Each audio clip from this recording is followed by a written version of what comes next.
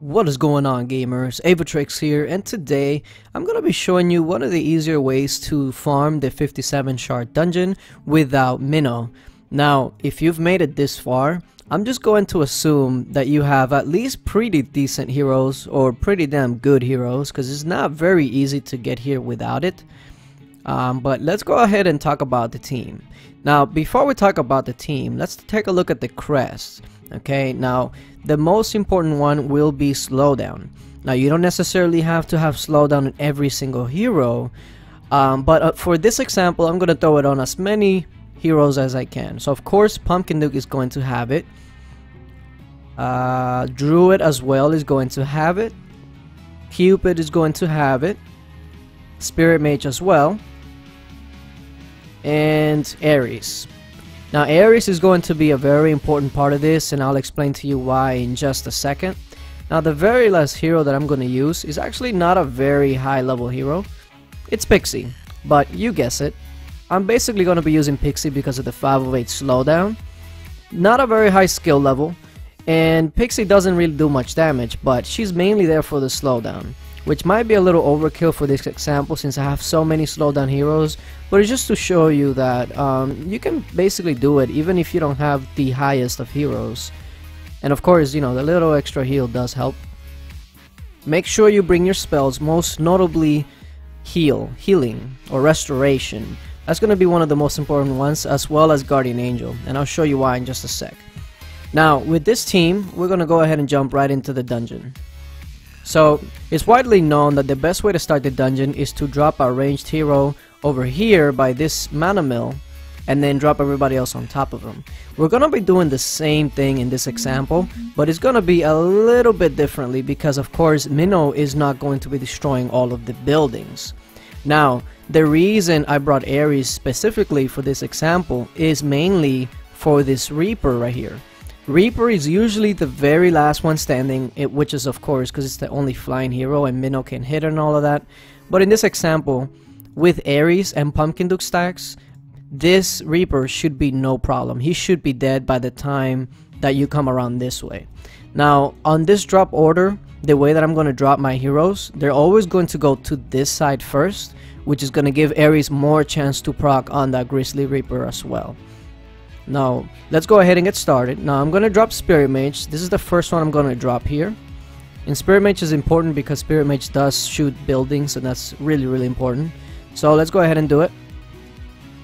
Same drop order as you would on everybody else with Mino, except this time buildings are not going to be blowing up.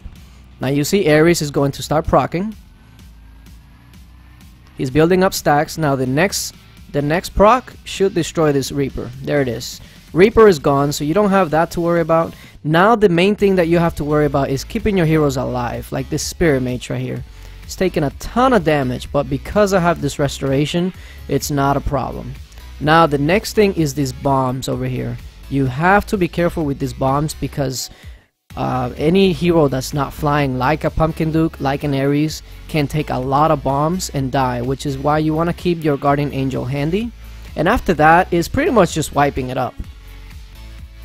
Now of course it's not going to be as fast, it's not going to be as efficient, but as long as you get it done with minimal effort, which in that case it was only a restoration, you're good.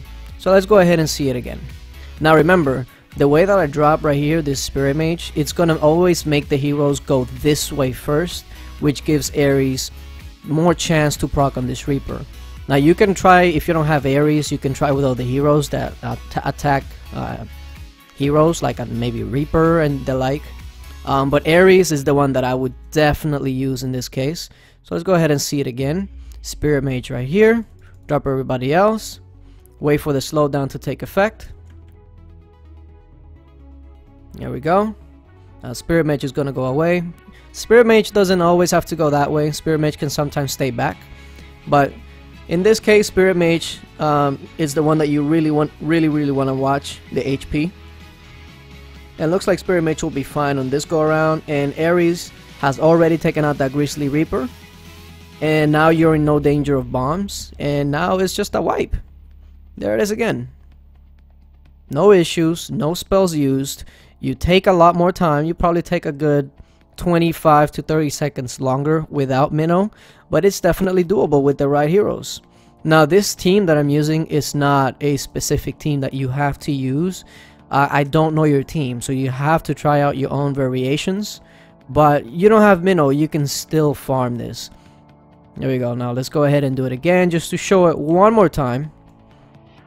Keep in mind that what we're looking at here is to have the Grizzly Reaper dead and for the heroes to go to the top first.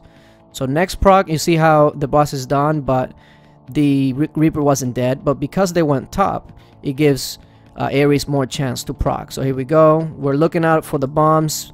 Pumpkin Dude got a little low there, and there you go. I set out my restoration, and now the dungeon's pretty much over.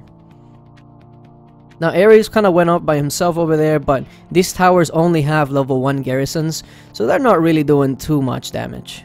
Not like the higher level dungeons where they have like level 7 garrisons and crazy things like that.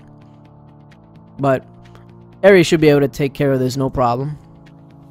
Maybe with some help from Spirit Mage as well. There we go, yep. There goes Pixie's heal as well. Pixie's heal is global, so it helps in these kind of situations as well. So I definitely like Pixie for this also. And there it is. It took you a full minute, but you got it done. You barely used any spells, and you're farming the 57 shard dungeon quite easily, I would say.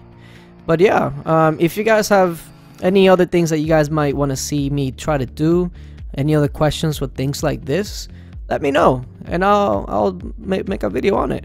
But yeah, thank you for watching, guys, and until later, bye.